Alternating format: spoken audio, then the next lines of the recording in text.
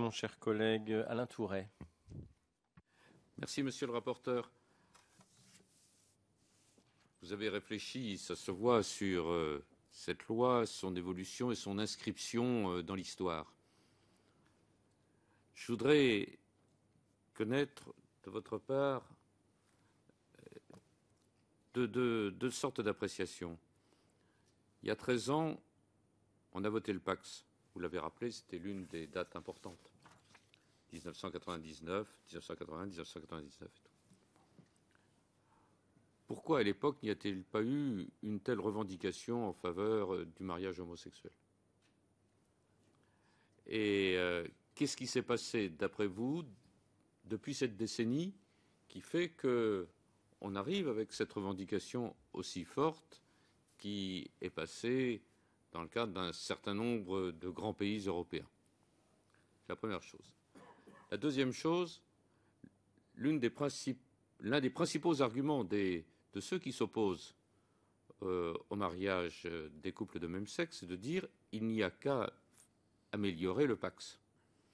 Si on améliore le Pacs, on résout pratiquement tous les problèmes, et à la limite, pourquoi soutenir une institution estimée comme ringarde par tout un certain nombre de gens, y compris par les Français, puisqu'il y a de moins en moins de gens qui se marient.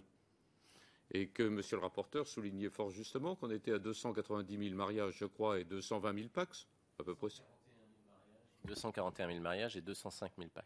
Voilà, excusez-moi. 241, 205, et que vous soulignez que les courbes vont tôt ou tard se croiser. Alors à partir de ce moment-là,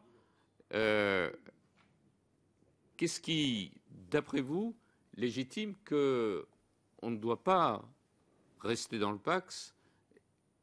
Et deuxième chose, est-il nécessaire, à côté de ce mariage homosexuel, d'améliorer le Pacs? Est-ce que ce sont deux chemins parallèles qu'il faut également mener, d'après vous, puisque le Pacs, nous le savons, est pour les couples hétérosexuels, mais également pour les couples homosexuels, bien évidemment.